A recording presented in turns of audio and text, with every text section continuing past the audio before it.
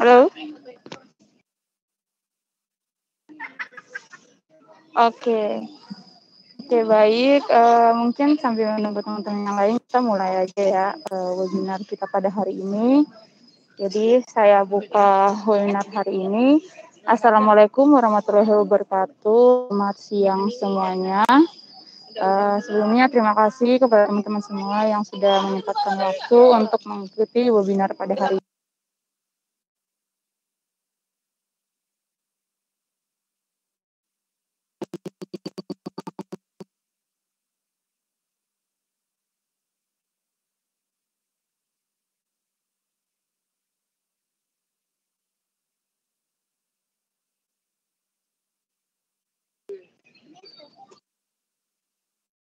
Halo. Ya, halo. Oke, jadi webinar pada hari ini dengan judul meningkatkan user experience dengan metode A/B testing yang akan dibawakan oleh Kak Ridwan Mulya. Nah, Kak Ridwan ini merupakan satu mahasiswa teknik informatika dari Universitas Trilogi. Nah, webinar ini sendiri merupakan kerjasama antara Prodi Teknik Informatika Universitas Trilogi dengan Bisa AI. Nah, tanpa berlama-lama lagi, saya mengundang Kak Ridwan untuk menyampaikannya. Oke, sebelumnya jika teman-teman yang memiliki pertanyaan langsung bisa sambil materinya dijelaskan, teman-teman jika memiliki pertanyaan bisa langsung melalui kolom chat yang akan dibacakan saat sesi tanya jawab nanti. Oke, sekian dari saya berikan kepada Kak Ridwan. Halo Kak Ridwan. Ya, halo. Ini bisa saya panggil siapa namanya? Ince, Kak. Oh, Ince. Ya. Ya, Kak Ince. Ya, silakan, Kak. Ya, terima kasih. Assalamualaikum warahmatullahi wabarakatuh. Selamat siang, selamat sejahtera untuk kita semua. Sebenarnya jujur aja, saya agak nervous nih ya. Saya udah lama nih nggak ngomong di depan banyak orang kayak gini. Oke, sesuai dengan judulnya, meningkatkan user experience dengan metode A/B testing. Sebenarnya di sini saya mau bahas sedikit dulu ya. User experience itu sebenarnya ada di mana aja sih gitu. User experience itu hampir bisa dikatakan semua yang bisa kita gunakan, yang kita gunakan baik itu mulai dari website ataukah benda langsung yang bisa kita pegang, baik itu kursi, celana, pakaian, ataupun yang lihat aja gitu, yang cuma bisa kita lihat kayak lukisan dan lain-lain. Itu sebenarnya semuanya punya yang namanya user experience, bisa dirasakan langsung oleh orang-orang yang melihatnya atau menggunakannya, mencobanya gitu. Nah, salah satunya itu yang jadi topik kita hari ini nih, itu adalah fokus kita ke website dulu, website dan aplikasi yang biasanya memang digunakan A/B testing untuk pengembangan keseluruhannya, baik itu mulai dari tampilannya aja ataupun bahkan user experience-nya. Jadi kalau tampilannya itu namanya user interface, kalau user experience itu kayak fiturnya yang membuat pengunjung itu lebih nyaman ataukah lebih tertarik gitu untuk tetap balik lagi ke website itu. Oke ya, kita mulai masuk. Nah, di sini sedikit saya perkenalan diri. Nama saya Ridwan Mulya. Kelahiran tahun 96, rumah di Cinere, Depok. Saya sebenarnya awalnya adalah seorang desainer grafis sampai sekarang. Cuma kuliah di Universitas Trilogi jurusan Teknik Informatika. Di situ ada kalau mau lihat-lihat atau mau hubungin saya bisa langsung lihat di situ, ada Instagram, Facebook, WhatsApp, dan email. masuk ke A/B testing. A/B testing itu apa sih gitu? Sebenarnya A/B testing itu sebelumnya adalah metode yang dimodifikasi sebelumnya dari metode yang sering digunakan dalam ilmu sains. Mungkin beberapa ada yang tahu yang namanya trial and error gitu. Ini hampir mirip sama trial and error, cuma dimodifikasi menjadi suatu metode yang baru. Nah, di A/B testing intinya adalah A/B testing membandingkan dua varian dan dalam di sini kan kita fokusin adalah website dulu ya, website dan aplikasi karena memang itu pengaplikasian yang paling sering di dunia IT. Jadi di situ nanti kita buat dua varian, ada varian A dan varian B. Nanti kemudian diujikan secara paralel. Jadi bersama-sama bareng dua versi itu diujiin, langsung diajukan ke pengunjung website atau pengguna aplikasi. Nah, diukur dengan namanya conversion rate. Dicari formatnya antara kedua itu yang mana yang paling baik, yang paling atau yang lebih baik gitu. Nah, conversion rate sendiri dihitungnya dari conversion rate itu. Jadi kita hitung dulu ya, kita tentuin dulu goalsnya. Sebenarnya yang kita mau capai itu apa? Misalkan yang mau diukur adalah berapa banyak sih orang itu tuh ngeklik satu tombol pendaftaran gitu, subscribe gitu. Nah itu goalsnya. Nah terus total pengunjung yang masuk ke dalam website itu dibagi total pengunjung yang masuk ke website itu. Misalkan ada 1.000 orang gitu, dan yang ngeklik tombol itu ada 200 orang gitu. Jadi 200 bagi 1.000, nah dikali 100.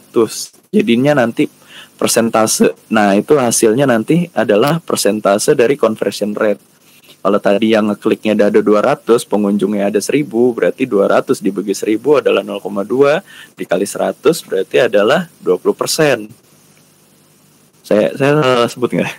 Iya. Oh iya benar, 20%. Nah, berarti website tadi memiliki tombol subscribe tadi memiliki conversion rate sebesar 20%. Nah, misalkan gimana kalau misalkan ada dua tadi gitu? Kan ini kan A/B testing ada dua versi. Misalkan yang satu tulisannya tombol subscribe, tombolnya warnanya hijau, yang satu tombolnya warnanya merah. Kita ambil yang agak simpel aja. Terus pengunjungnya ada 1.000 tadi. Nanti gimana teknisnya? Nah, di A/B testing itu sebenarnya kita bisa setting dari semua pengunjung itu, apakah pengunjung yang baru banget masuk di website kita atau memang seluruh pengunjung. Nah, biasanya yang paling adil adalah di set untuk seluruh pengunjung. Jadi kalau misalkan yang paling defaultnya ya, itu di set 50%. Jadi pengunjung yang A itu ada 500, sebelahnya yang B juga 500.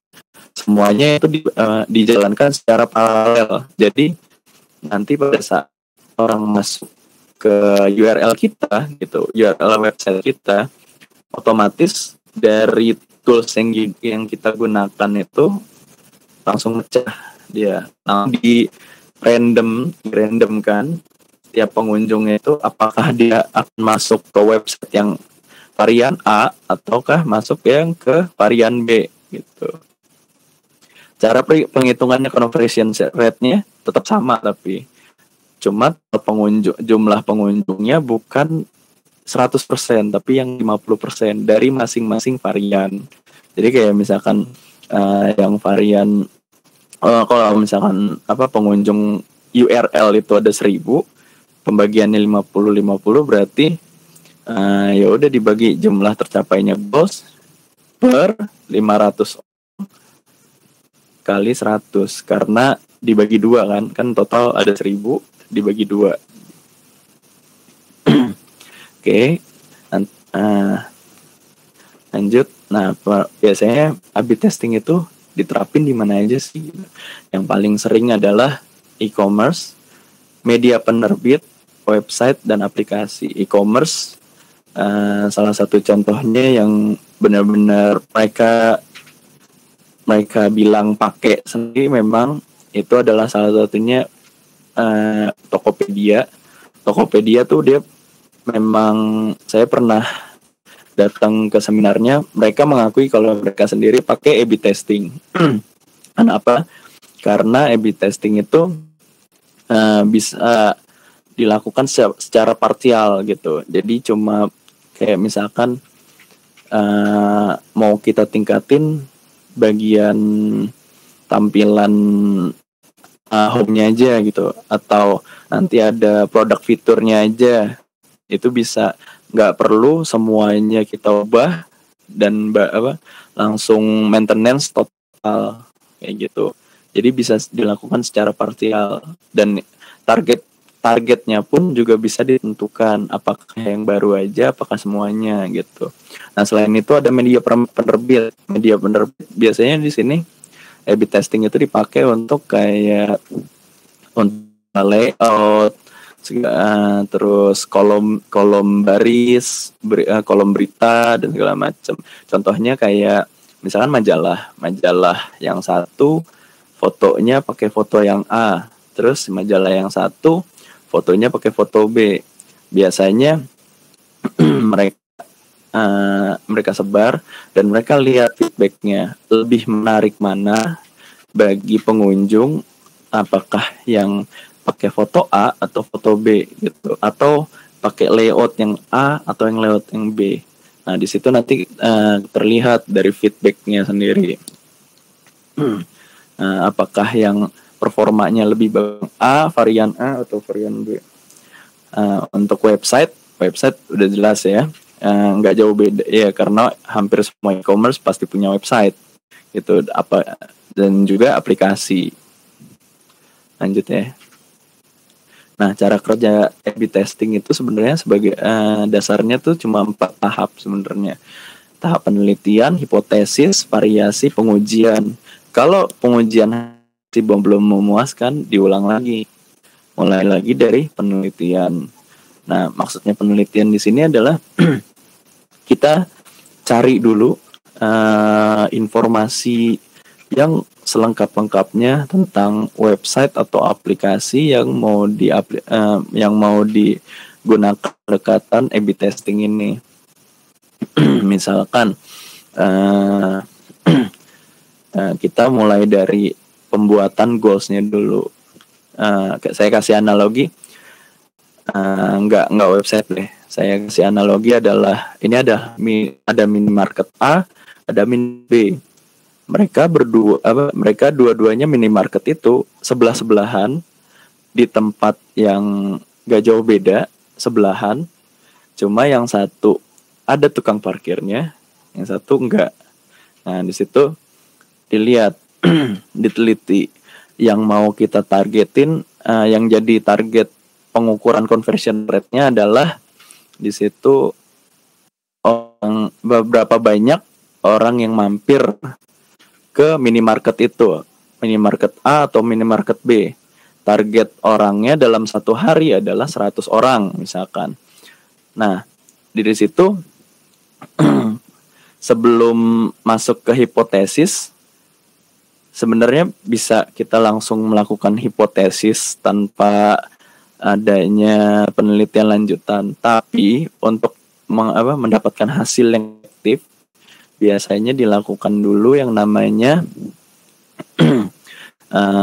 penyebaran survei atau survei langsung ke orang-orang yang menjadi pengguna, yang menjadi pengunjung minimarket itu misalkan. Dikumpulin lah beberapa orang, dikumpulin survei, beberapa hasilnya, salah satunya misalkan tadi kenapa apa yang membuat Anda tertarik untuk datang ke minimarket ini gitu. Salah satunya adalah yang satu nggak ada tukang parkirnya atau parkirnya gratis. Yang satu ada tukang parkirnya.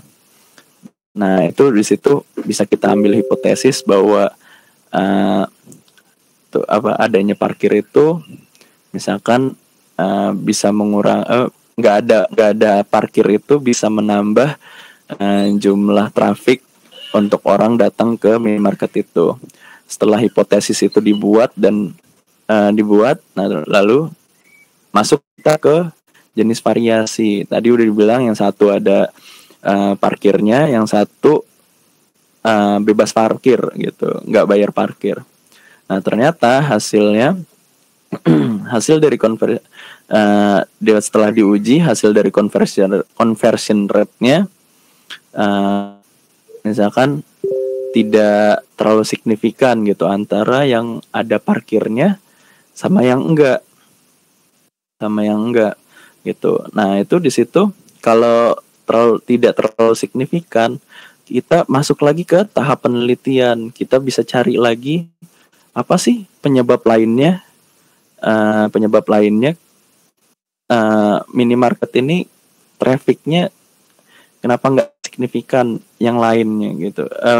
Untuk meningkatkan traffic minimarket itu kita cari problem lain. Apakah mungkin harganya yang satu banyak promo atau yang lain. Nah gitu. Jadi bisa terus dilakukan tanpa henti ini sebenarnya. Nah, A/B testing dan hasilnya pun lebih konkret karena kita langsung ngelihat behavior dari pengunjung yang ada gitu. Apakah ini benar-benar terjadi di lapangan apa cuma mengada-ngada sekedar teori kayak gitu. Nah, ini juga yang jadi salah satunya adalah kenapa A/B testing itu agak rumit. Kelebihannya adalah yang satu, buktinya lebih jelas, lebih konkret. Jadi pada saat diuji kita tahu bagaimana behavior dari pengunjung itu, apakah pengunjung memang benar-benar melakukan pembelian di website kita ataupun mereka benar-benar tertarik, mereka daftar di website kita. Itu hasilnya lebih jelas gitu, bukan mengada-ada, karena kita menggunakan data statistik melalui yang namanya misalkan hasil berapa kali klik itu, berapa kali diklik atau berapa banyak orang mendaftar dalam jangka waktu itu. Kemudian kalau misalkan pengujian inovasi bisa terlihat lebih signifikan karena tiba-tiba kita mau improve nih, kita misalkan saya mau ningkatin berapa lama pengunjung website yang masuk ke saya ini biar lebih lama di sana. Nah, saya bikin inovasi terus-terusan gitu. Maksudnya saya bisa coba pakai misalkan strukturnya, kolomnya saya ubah lagi, ataupun isinya kayak desainnya saya rubah gitu. Itu bisa tanpa mengganggu keberlangsungan website itu.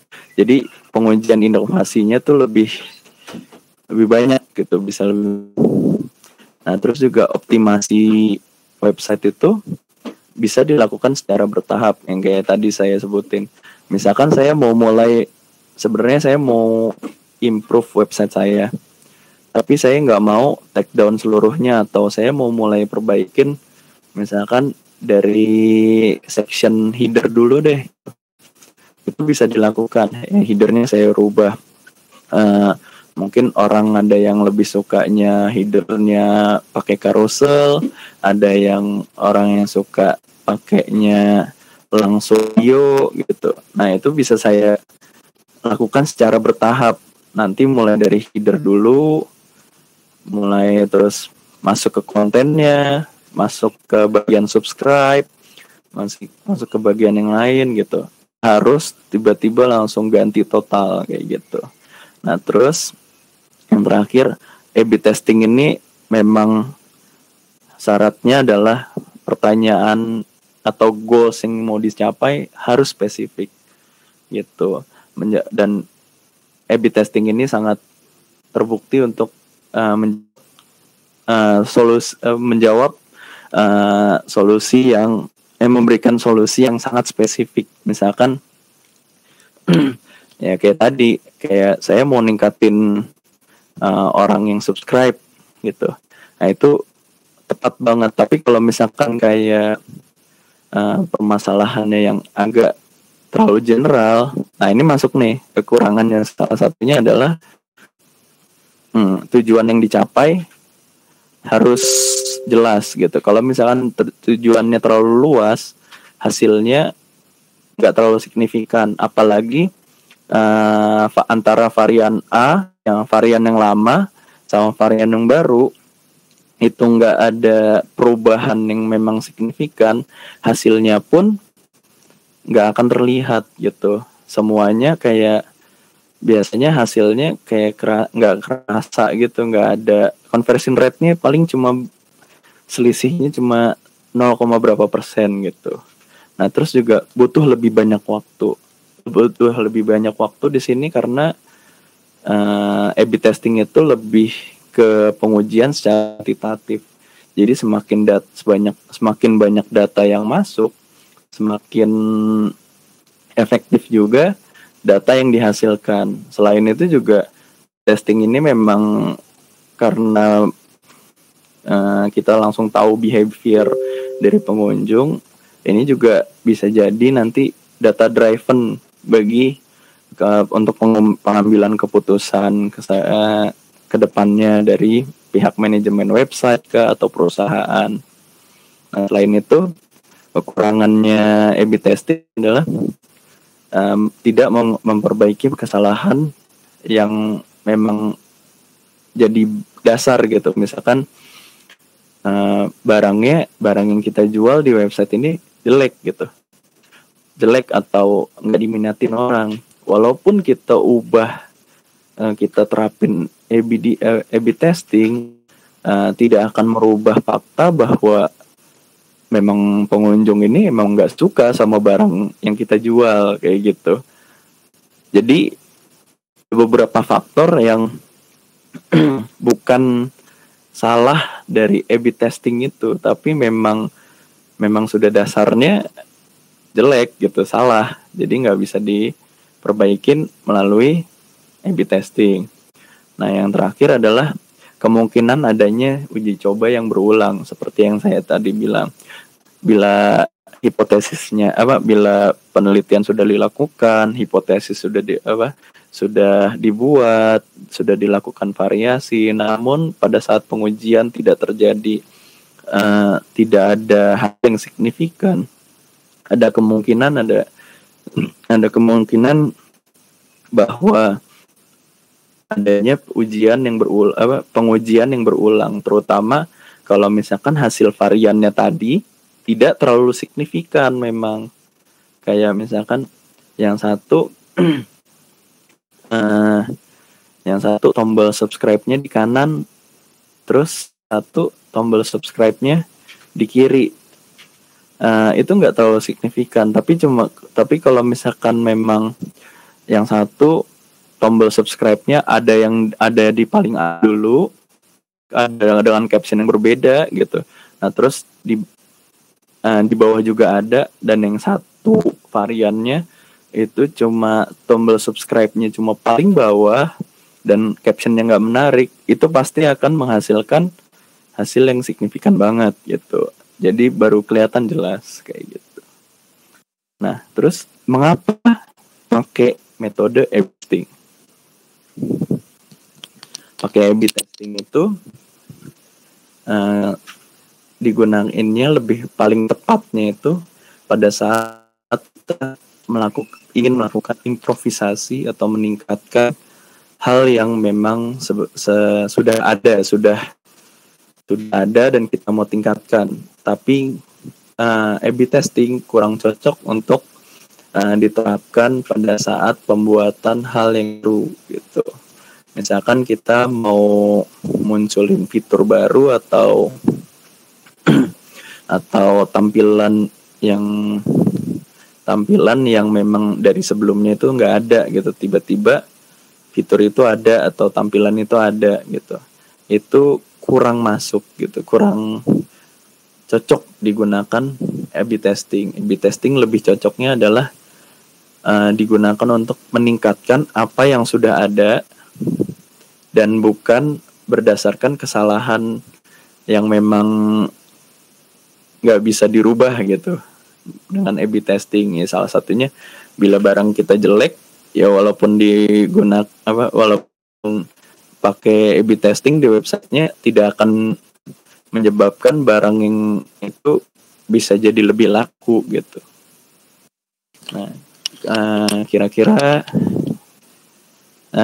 segitu yang bisa saya sampaikan. Mungkin banyak pertanyaan yang ingin diajukan, saya lebih sukanya memang tanya jawab aja. Terima kasih Kak Ince. Kak Ince, silakan.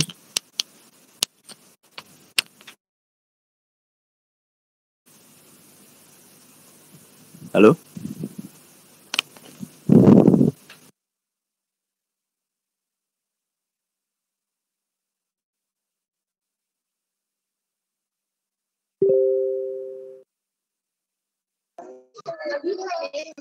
Halo. Kalau melihat lihat aja, nggak bisa duduk. Halo, suara saya terdengar nggak? Ya, halo. Oh iya, oke, baik. Terima kasih Kak Ridwan atas materinya. Sekarang kita masuk ke sesi tanya jawab ya. Mungkin dari teman-teman yang memiliki pertanyaan bisa langsung di kolom chat ya.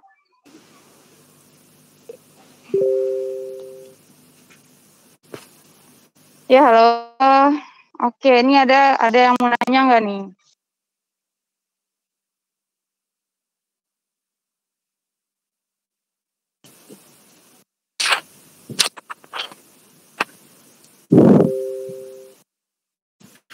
So, oke, jadi mungkin Kak Ridwan suara saya terdengar ya? Iya, boleh. Oh iya. Oke, mungkin saya nanya nih Kak, jadi kan ini kan buat pakai metode A/B testing untuk skripsi kemarin ya Kak. Itu kira-kira kan ada tuh tadi kayak yang disebutin sama Kak Ridwan, ada yang bisa digunakan untuk kayak e-commerce, terus ada bisa website, aplikasi dan lain-lain. Nah, kira-kira yang kemarin Kak Ridwan buat itu apakah menggunakan website kah atau menggunakan aplikasi kah? Terus apakah ya aplikasi itu dibuat atau mungkin menggunakan yang kayak aplikasi yang sudah ada seperti itu. Jadi untuk perbandingannya itu. Oh iya. Ya. Kemarin saya kerjakan untuk penulisan ilmiah itu itu adalah website. Websitenya base-nya adalah WordPress, karena memang itu sebenarnya kayak proyek untuk rebranding websitenya mereka, website Chrome Indonesia, atau itu disingkatnya namanya adalah Creative Room Indonesia, itu bimbel gambar. Jadi mereka udah punya website sebenarnya, cuma mereka kurang puas sama hasil UI-nya. Mereka juga mau ningkatin UX-nya. Jadi target mereka sebenarnya adalah membuat pengunjung biar lebih lama, biar lebih nyaman di websitenya mereka. Tapi mereka nggak mau yang namanya websitenya tuh bikin dari nol. Mereka maunya karena udah nyaman press. Akhirnya saya berunding sama pihak manajemen Chrome. Akhirnya tools lah dari WordPress, namanya Split Test. Nah, itu di WordPress itu Split Test itu salah satu tools gratis ya untuk A/B testing. Nah, di situ bisa dilihat namanya ada salah satu fiturnya adalah heat map. Jadi kita bisa ngelihat berapa lama sih orang nih ngelihat section bagian ini. section bagian apa setiap itu ada berapa lamanya mereka baca dan fokus di situ. Nah, setelah berunding sama Chrome, kita udah sama manajemen Chrome, kita twin desainnya kayak apa, terus struktur websitenya kayak apa. Nah di situ saya kasih varian, gimana kalau kita pakein strukturnya beda sama yang lama gitu. Tadinya mereka strukturnya mau sama kayak yang lama, cuma kalau cuma berubah desainnya aja gitu, kita nggak akan dapat hasil yang terlalu signifikan kan. Makanya saya tambahkan itu perubahan di strukturnya, dan ternyata perubahan strukturnya adalah saya taruh section yang nggak terlalu orang banyak perhatiin ke bagian atas, ke bagian section awal kayak selang-seling. Sedangkan kalau yang pakai ngikut yang lama, section yang paling fiturnya itu ditaruh semuanya, ditumpuk di paling atas semua. Akhirnya setelah pengujian tetap sih memang conversion rate-nya perbandingannya memang nggak terlalu signifikan banget, cuma beberapa persen aja, cuma selisih sekitar 2%. Dari conversion rate yang saya tetapkan dari goals-nya yang saya tetapkan. Jadi cuma perbedaannya cuma 2% antara yang version A sama version B. Yang version A tuh yang versi lama, strukturnya tuh yang fiturnya ditaruh paling atas semuanya, yang orang-orang paling fokus sama pengen cari banget itu ditaruh di paling atas. Nah, yang versi B ini yang saya ratain. Jadi bagian-bagian section yang kurang dapat perhatian penuh sama pengunjung, saya taruh di bagian atas. Nah, hasilnya pengunjung yang masuk ke website jadi lebih ngulik mungkin ya bahasanya. Jadi lebih lama juga mereka ada di website itu.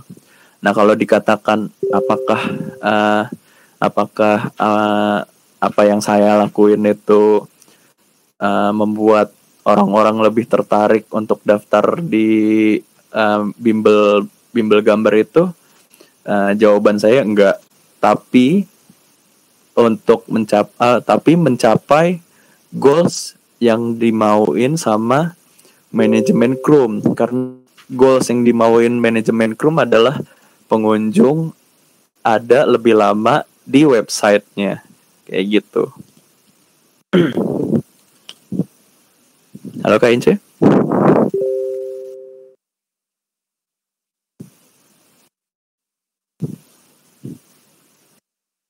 Halo. Ya, halo Kak, suara saya terdengar jelas. Ini di tempat saya jaringannya agak sedikit masalah ini. Ya, oke, terima kasih Kak Ridwan untuk nyampe share gitu ya. Nah, ini pertanyaan terkait dengan materi tadi.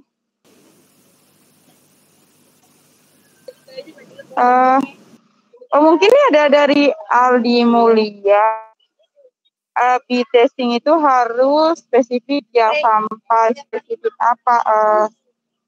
Oke, mungkin Kak Ridwan bisa jawab ini pertanyaan dari Aldi Mulia. Ya, baik. Spesifiknya harus spesifik apa? Kita harus tahu dulu nih perbagian yang mau kita uji.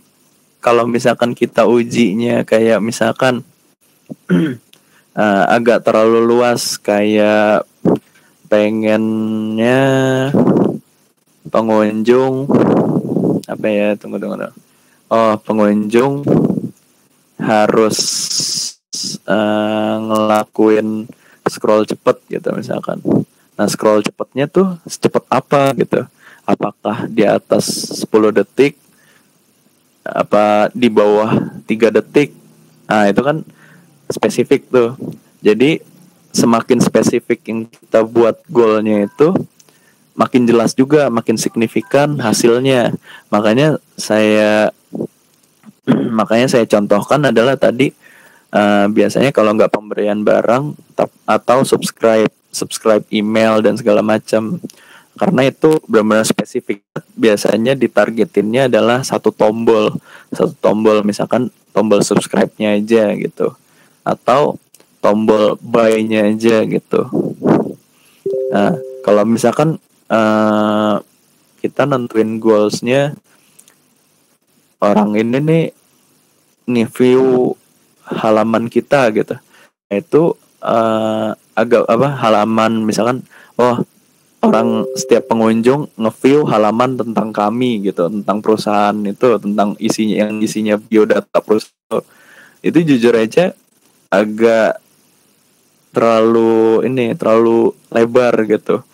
Ini apakah orang memang ngeklik ya karena pengen tahu perusahaan kita, ataukah memang pengen lihat-lihat setiap halamannya? Kan itu kan agak kurang jelas ya gitu. Jadi kita memang benar-benar harus tahu banget nih spesifiknya seberapa gitu. Semakin spesifik yang kita goalsnya yang kita tetapin, semakin signifikan juga conversion rate-nya tuh, perbedaannya. Cuma bukan berarti kalau nggak spesifik nggak boleh gitu, nggak bisa pakai A/B testing. Bisa aja, cuma hasilnya yang di kasus saya sebenarnya goalsnya memang untuk pengunjung, setiap pengunjung lebih lama berada di website gitu. Entah itu karena mereka berusaha ngulik informasi yang mereka mau, atau mereka memang nyaman, itu masih belum jelas. Makanya hasilnya juga selisihnya cuma 2% gitu. Tapi kalau misalkan semakin spesifik, itu selisih conversion rate-nya itu bisa lebih gede gitu, lebih jelas. Kayak gitu sih. Terima kasih. Oke, baik. Teman-teman mungkin ada lagi pertanyaannya.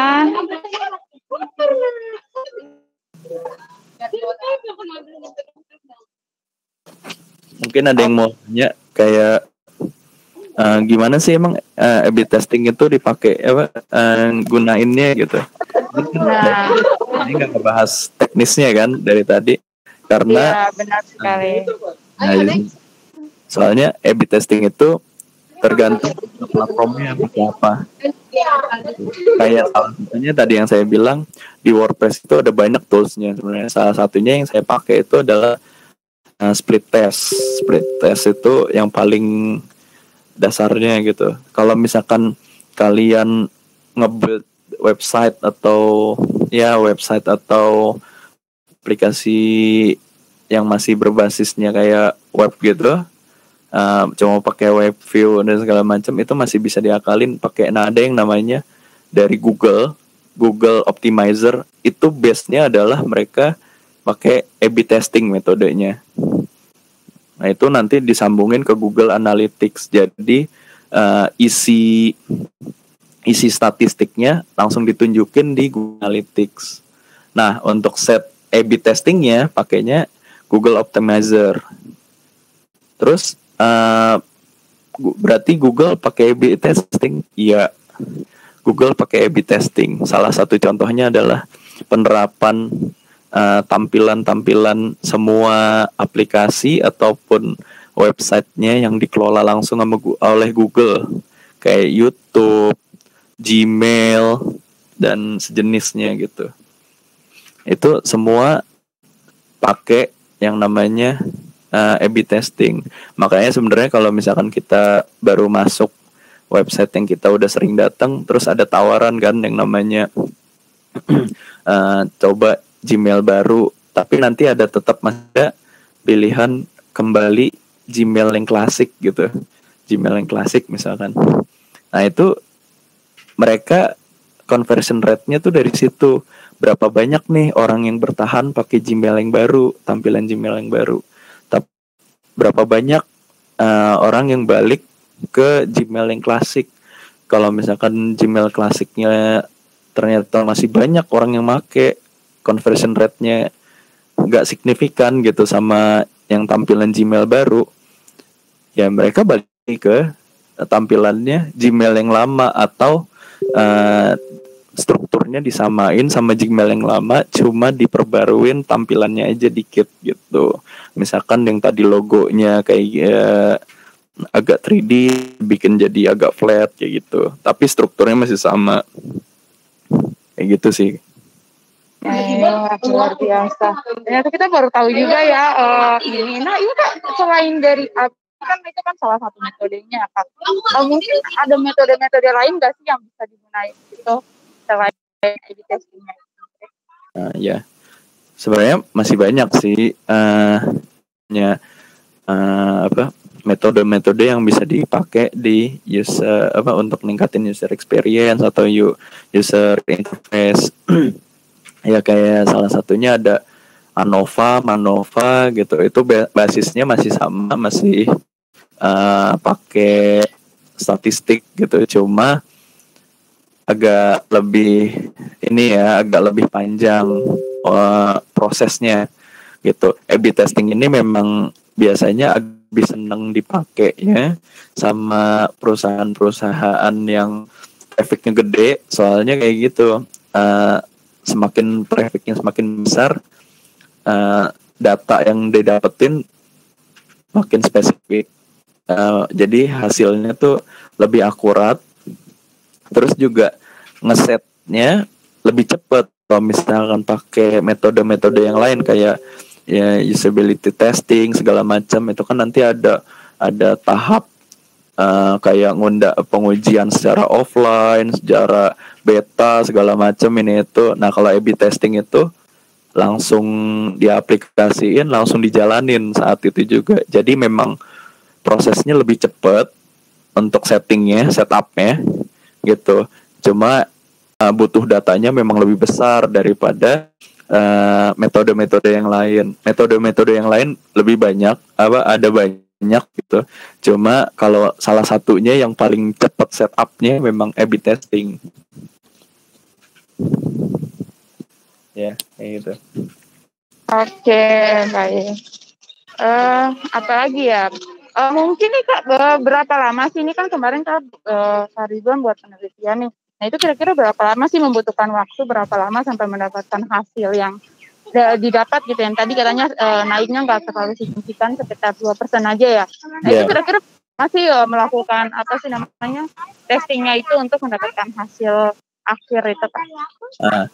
Jadi waktu itu tuh mulai dari proses researchnya itu sendiri, dari websitenya kayak apa sih yang benar-benar di struggling sama pengunjung website itu segala macam, sampai hasil akhir penetapan yang A/B testing mana yang diimplementasi itu hampir sebulan, enggak, lebih tepatnya hampir 40 hari. Iya, hampir 40 hari. Soalnya di hari terakhir itu kayak di jam-jam sekitar jam 8 atau jam 9 udah kita stop soalnya. Jadi nggak genap 40 hari gitu. Kayak gitu. Oke, luar biasa ya. Berarti hitungannya nggak terlalu lama juga gitu ya Kak?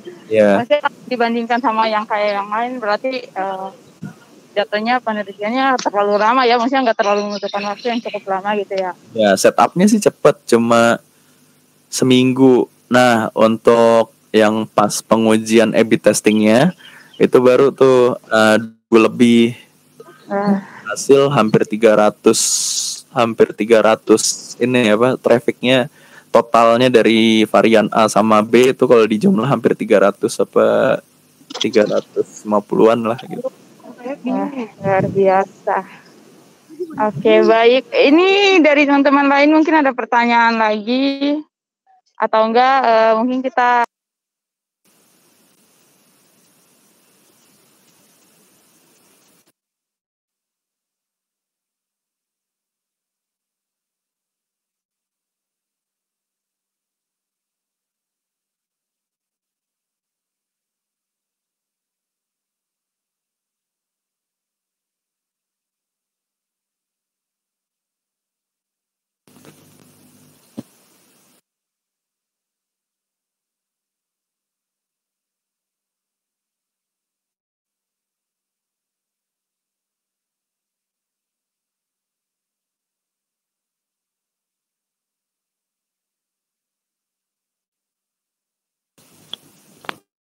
Halo?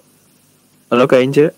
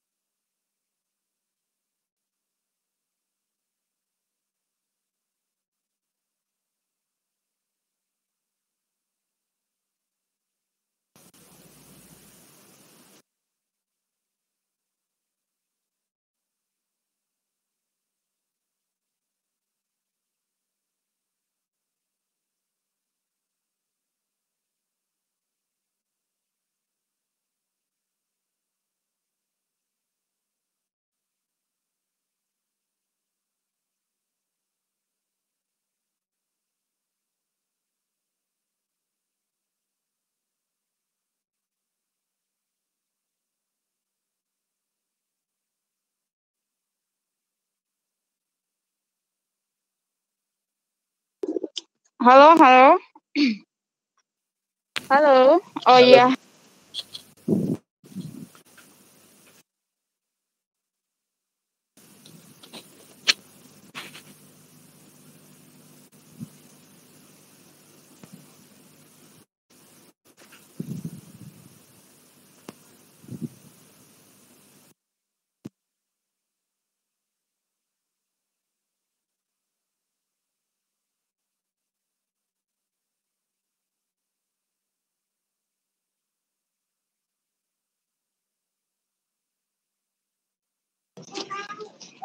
Oke, baik.